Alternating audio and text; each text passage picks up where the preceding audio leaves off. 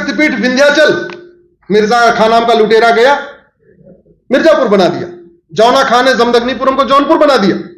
मुजफ्फर खान ने विदेह को मुजफ्फरपुर बना दिया। होशियार खान ने विराट को होशियारपुर बना दिया। गाजी खान ने गजपस को गाजियाबाद बना दिया। फरीद खान ने तिलप्रस को फरीदाबाद बना दिया। फर्रुख खान ने पंचाल को फर्रुखाबाद बना दिया। अब महाभारत में वर्णन है द्रौपदी का। अब द्रौपदी को असली लोग तब मानेंगे जब द्रौपदी का जन्म स्थान लोगों को पता हो। द्रौपदी पांचाल नरेश की बेटी।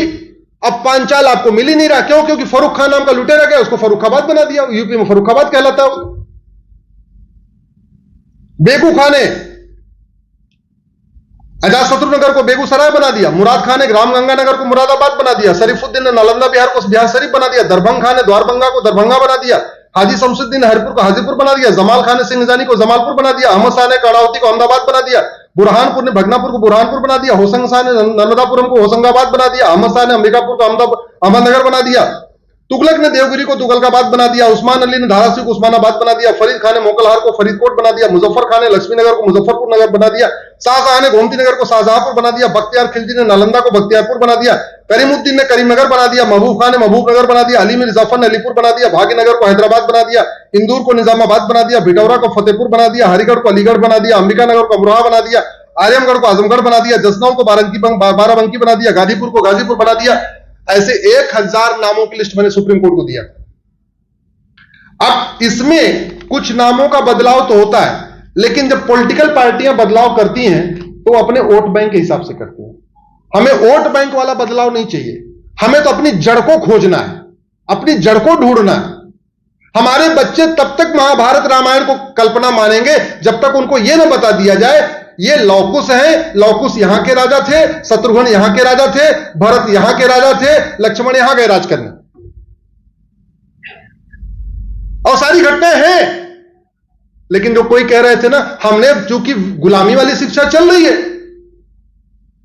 विदेशी पात्रों को पढ़ा रहे हैं, भारत के पात्रों को पढ़ा ही नहीं रहे। भारत के पात्रों को नहीं पढ़ा रहे हैं तो हमारे यंग जनरेशन को लगता है यार तो सब घटना है। तो इसलिए एक झटके में सारे विदेशी जो गुलामी के नाम बदले गए उनको रिस्टोर करने के लिए हमें एक नेमिंग कमीशन बनाना पड़ेगा। एक भारतीय नामकरण संहिता बनाना पड़ेगा। एक आयोग बनाना पड़ेगा। उस आयोग में जज भी हो, हिस्टोरियन भी हो, एएसआई के लोग भी हो, पत्रकार भी हो, बुद्धिजीवी हो, सब लोग मिलके सर्च कर ले भैया इस स्थान का पहले ये नाम था, इस स्थान का पहले ये नाम था। और मैं कहता हूं सारे नाम ना बदले, कम से कम हमारे वैदिक नामों को तो रिस्टोर करना ही पड़ेगा ना। और वो तभी होगा जब संसद में ऐसी आवाज उठाने वाले आपके पहुंचेंगे। और वो तभी पहुंचेंगे जब आप पहले मतदान करेंगे, फिर जलपान करेंगे और आपकी बार 100% मतदान करेंगे, तब जाके रीनेमिंग कमीशन बनेगा और तब सारे आपका नाम स्टोर होंगे। ऐसे गुलामी के निशान है।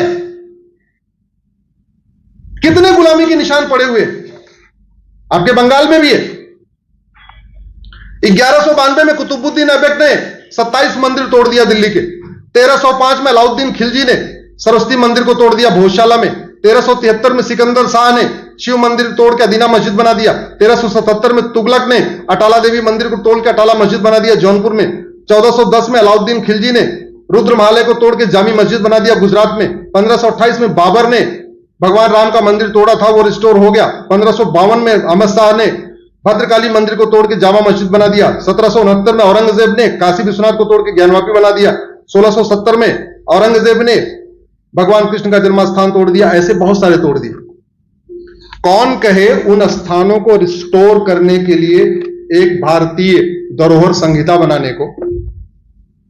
और संविधान कहता भी है आर्टिकल 49 कि सरकार एक भारतीय धरोहर संहिता बनाएगी और जो हमारे पौराणिक स्थान है, हमारे वैदिक स्थान है, उनको प्रोटेक्ट करेगी, उनको प्रिजर्व करेगी, उनको आगे बढ़ाएगी।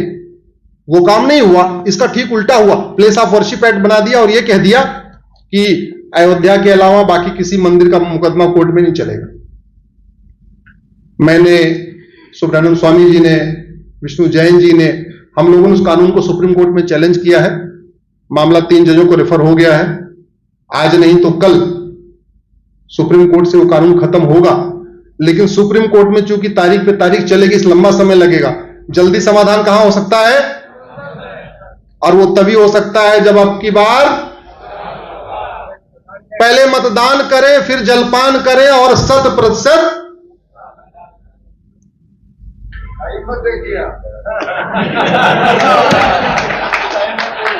देखिए, मैं टाइम इसलिए देख रहा हूं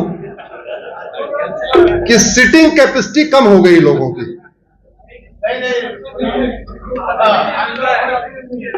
आप सब लोग बड़े बड़े सोफे पे बैठने वाले लोग हैं, कंफर्टेबल बैठने वाले लोग हैं। अच्छा, आप वाली कुर्सी पे फिर भी थोड़ा बेंड है, इधर ये 5 कुर्सियां एकदम स्ट्रेट है। तो मुझे आप लोगों से ज्यादा इन 4 लोगों की चिंता है, एकदम स्ट्रेट बैठे हुए। भाई साहब, आगे से यहां जरा सोफा लगवा दीजिएगा, और जब मुझे बुलाना जरूर लगवाइएगा। नहीं, हम तो कोई दिक्कत नहीं, हम तो थोड़ा लेफ्ट राइट दाएं बाएं हो जा रहे हैं।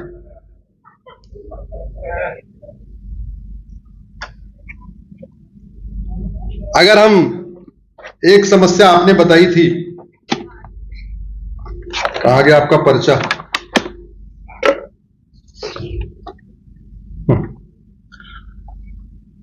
धर्मांतरण। मेरी एक पीआईएल धर्मांतरण पे भी चल रही है। धर्मांतरण मुगल काल में भी हो रहा था कि नहीं? एक्चुअल में मुगल धर्मांतरण कराने ही आए थे, मुगल धंधा व्यापार करने नहीं आए थे। ये बहुत बड़ी गलतफहमी है।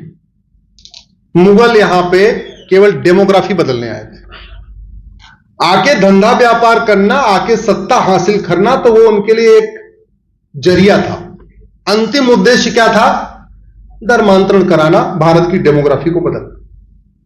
क्योंकि अगर केवल राज करने आए होते तो राज करते, फिर इतना लूटपाट क्यों किया, इतनी जनेऊ क्यों उतरवाया, इतना मारधाड़ क्यों किया, हत्या बलात्कार क्यों किया? राज करते रहते। अगर केवल व्यापार करने आया था तो व्यापार भी करने रहते। लेकिन नहीं, हमें अभी तक यह पढ़ाया गया कि मुगल व्यापार करने आए थे, मुगल राज करने आए थे।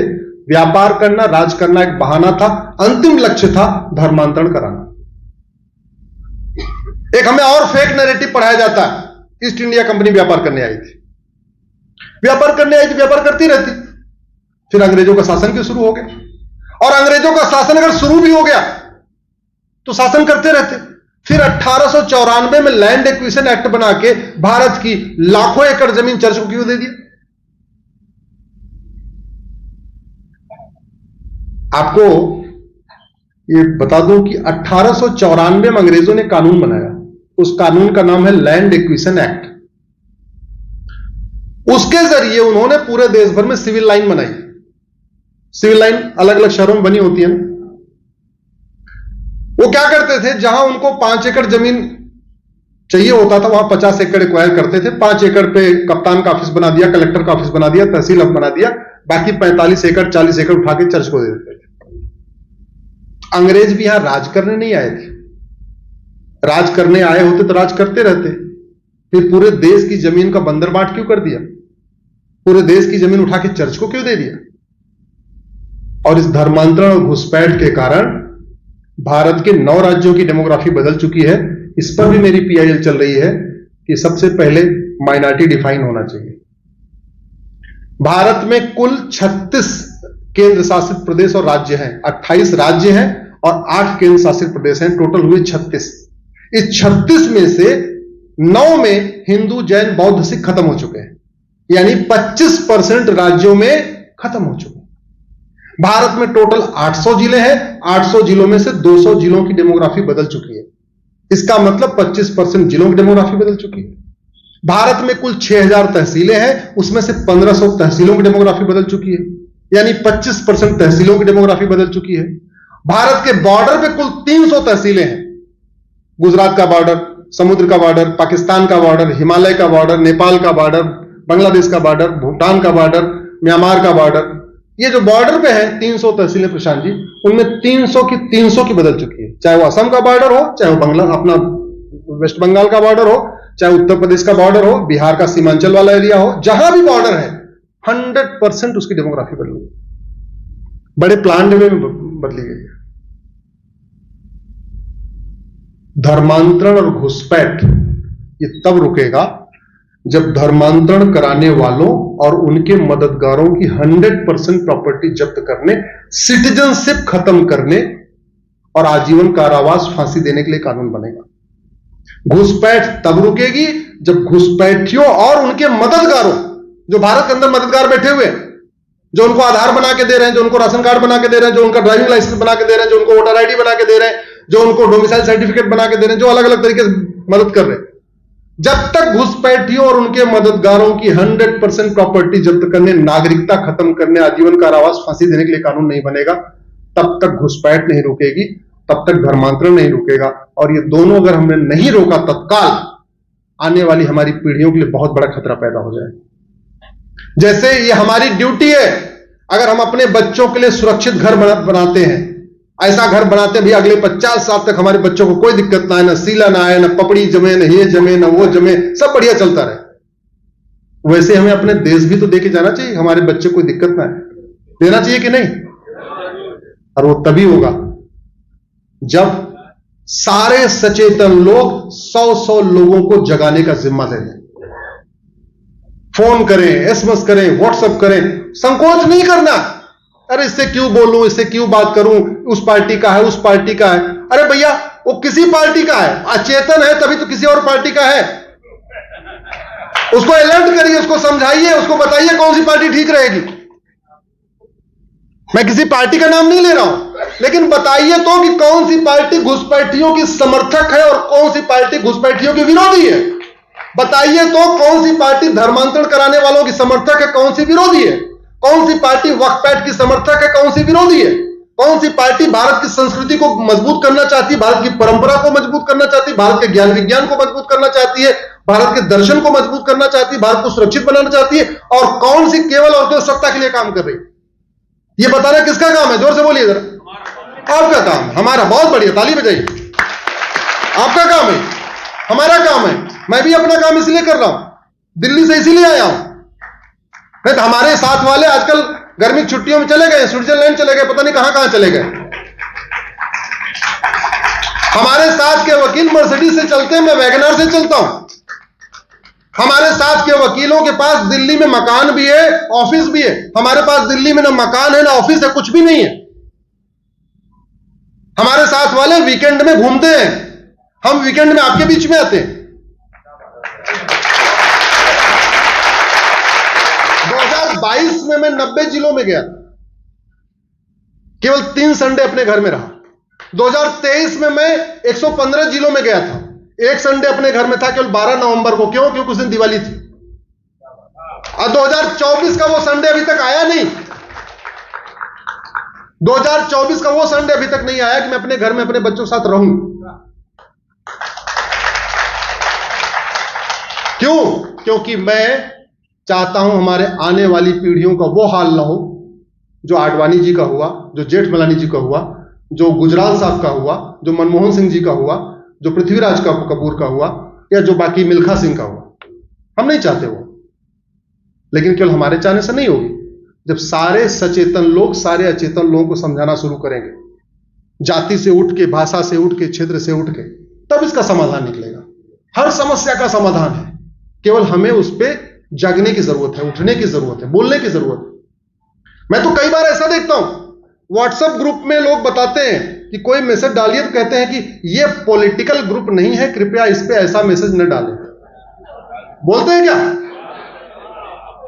ऐसा ग्रुप में मत समझाना, लेकिन अलग से उनको समझाना, उनको बता देना कभी पूर्वी बंगाल भारत था। उनको यह बता देना दुर्योधन का ननिहाल गंधार, जहां 1805 में प्रधानमंत्री थे पंडित नंदराम टिक्कू, वो भी भारत का हिस्सा था, जहां से माता गांधारी आई थी। जहां दुनिया का सबसे प्रसिद्ध शिव मंदिर था, आज की डेट में उसको अफगानिस्तान कहते हैं, उस शिव मंदिर की एक ईंट नहीं बची है। जो ऐसी बातें करते हैं उनको अलग से समझाना, ग्रुप में नहीं तो ग्रुप में इंसल्ट उनको फील होगी। अलग से फोन करके बताना, जहां से माता कैकेयी आई थी उस राज्य का नाम था कैकेय। उस कैकेय में भगवान विष्णु का बहुत भव्य मंदिर था, कैकेय नरेश ने बनवाया था। आज की डेट में उसको पाकिस्तान कहते हैं और उस विष्णु मंदिर का एक ईंट नहीं बचा हुआ है। ये जगाना पड़ेगा, बोलना पड़ेगा। आप बुरा मान जाए उसके बाद तो ठीक है भैया, जय श्री राम। कड़वी सच्चाई थोड़ी बुरी लगती है, लेकिन बोलना चाहिए। मीठे झूठ ने हमें बर्बाद कर दिया, और अभी भी अगर हम मीठा झूठ ढोते रहेंगे, आने वाली हमारी पीढ़ियां बर्बाद हो जाएंगी। इसलिए सबको जगाने की जरूरत है। अगर हम चाहते हैं कि भारत में एक समान शिक्षा लागू हो, वन नेशन वन सिलेबस हो, वन नेशन वन करिकुलम हो, आर्टिकल 21 को बदलना पड़ेगा। आर्टिकल 21 फंडामेंटल राइट है, उसके लिए 2/3 बहुमत चाहिए। उसके लिए क्या करना पड़ेगा? पहले मतदान करना पड़ेगा, फिर हम चाहते हैं भारत में फटाफट लोगों को दंड मिले। दंड के लिए क्या होगा? One nation one police code लागू करना पड़ेगा, one nation one evidence code लागू करना पड़ेगा, one nation one judicial code लागू करना पड़ेगा, संविधान में संशोधन करना पड़ेगा। 2/3 लोकसभा में चाहिए, 2/3 राज्यसभा में चाहिए।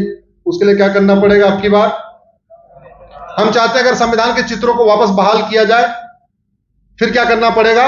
अब की बार हम चाहते हैं प्रियम्बल को ओरिजिनल रिस्टोर किया जाए, तो पहले मतदान करना पड़ेगा, फिर जलपान करना पड़ेगा, और कम से कम 100 लोगों को जगाना पड़ेगा, तब जाके वो टारगेट पूरा हो पाएगा। हम चाहते हैं कि जैसे दुनिया में सभी देशों का एक एक नाम है, भारत का भी एक नाम हो, भारत या हिंदुस्तान।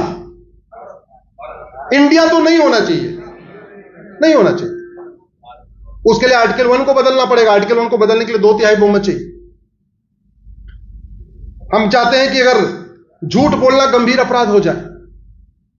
हमारे देश में हमारे समाज को जो बांटते हैं, कौन बांटते हैं? पॉलिटिशियन। और सच बोल के तो बांट नहीं सकते, क्योंकि बांटने के लिए सच का उपयोग नहीं कर सकते, तो बांटने के लिए क्या करते हैं?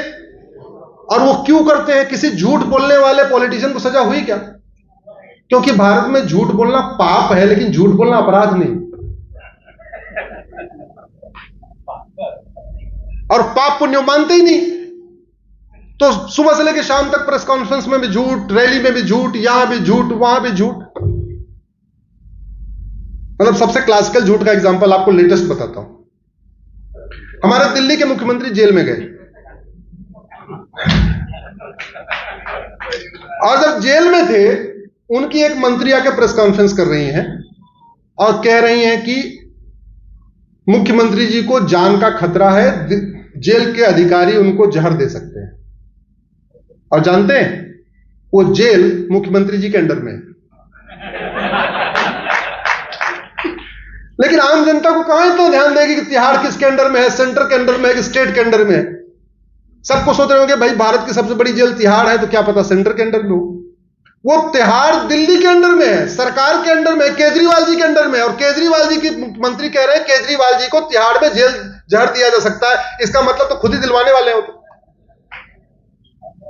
ऐसा झूठ, सफेद झूठ। जानते क्यों बोलते हैं? क्योंकि झूठ बोलना पाप तो है। झूठ बोलना एक कानून बन जाए, झूठी शिकायत गंभीर अपराध है। मुकदमे कम हो जाएंगे कि नहीं? झूठा एफआईआर गंभीर अपराध है, मुकदमे कम होंगे कि नहीं? झूठी गवाही गंभीर अपराध है, मुकदमे कम होंगे कि नहीं? झूठा एफिडेविट गंभीर अपराध है, मुकदमे कम होंगे कि नहीं?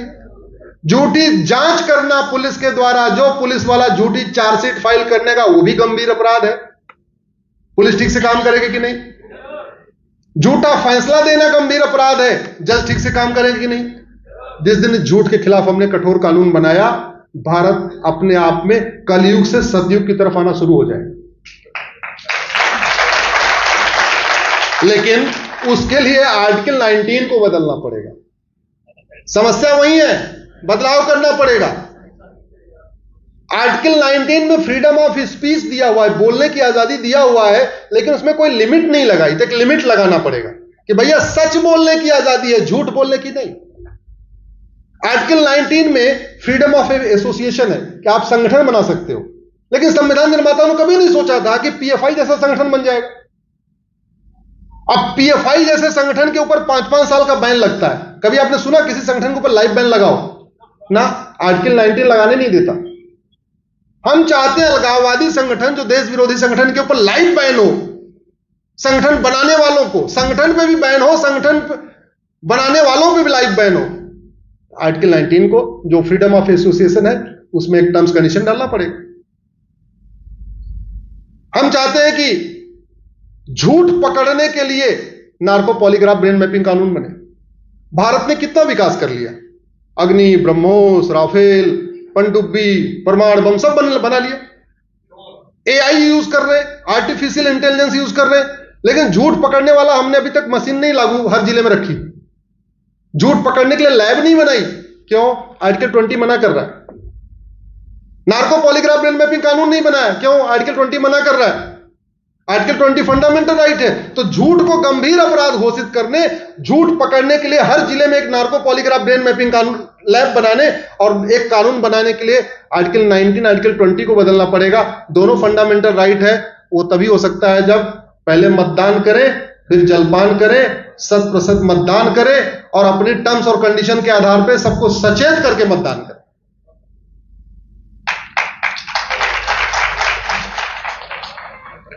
भारत में धर्मांतरण हो रहा है एक शब्द के कारण। आर्टिकल 25 में प्रोपोगेट आया हुआ है, उस आर्टिकल 25 से प्रोपोगेट निकाल दिया जाए, धर्मांतरण बंद हो जाएगा।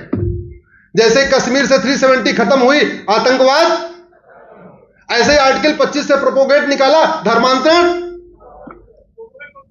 लेकिन आर्टिकल 370 निकालने के लिए 2/3 नहीं चाहिए था, क्यों? क्योंकि आर्टिकल 370 केवल कश्मीर पे लागू होता था, लेकिन आर्टिकल 25 पूरे देश में लागू होता है, इसलिए 2/3 चाहिए। ये जो पूरा तुष्टीकरण का खेल चल रहा है, minority commission, minority affair ministry, संविधान निर्माताओं ने कभी सोचा ही नहीं था कि आने वाले टाइम में भारत में माइनॉरिटी कमीशन बनेगा, माइनॉरिटी अफेयर मिनिस्ट्री बन जाएगी। उन्होंने ये कहा था भैया ठीक है, जो भारत में माइनॉरिटी है इसको अपना स्कूल खोलने का अधिकार होगा, लेकिन वो कौन सी माइनॉरिटी पता है? अरे जो 0.1% हो। यूएन की डिफिनीशन है माइनॉरिटी, एनी ग्रुप और community which is socially, economically, politically non dominant and inferior in population, जिसकी संख्या नगण्य हो, कुछ 100 में हो, 500 हो, 1000 हो, 1500 हो, 2000 हो। लाख और करोड़ वाली संख्या माइनॉरिटी नहीं होती। और दूसरा, उस कम्युनिटी को माइनॉरिटी तो बना ही नहीं सकते जो रूलिंग कम्युनिटी हो, जिस कम्युनिटी ने भारत के ऊपर राज किया हो, उस कम्युनिटी के लोगों को माइनॉरिटी। इसका मतलब मुगल वाली कम्युनिटी और अंग्रेज वाली कम्युनिटी को तो माइनॉरिटी का दर्जा मिल ही नहीं सकता। यह यूएन की डिफिनेशन। हुआ क्या? आर्टिकल 30 में संविधान लिखा तो है, लेकिन माइनॉरिटी को डिफाइन नहीं किया गया। माइनॉरिटी को डिफाइन करने के लिए आर्टिकल 30 में संशोधन करना पड़ेगा। आर्टिकल 30 फंडामेंटल राइट है, उसके लिए क्या करना पड़ेगा? आपकी बात, भारत में इतने कंफ्यूज हो गए कि हम धर्म और पंथ के अंतर को भूल गए। मैंने अभी प्रशांत जी एक लेटेस्ट पीएल फाइल किया कि सबसे पहले भारत के लोगों को धर्म और रिलीजन के बीच का अंतर बताइए। धर्म क्या है, रिलीजन क्या है, लोगों को पता हो, इसको प्राइमरी के सिलेबस में डालिए। धर्मनिरपेक्ष शब्द को डिक्शनरी से हटाइए।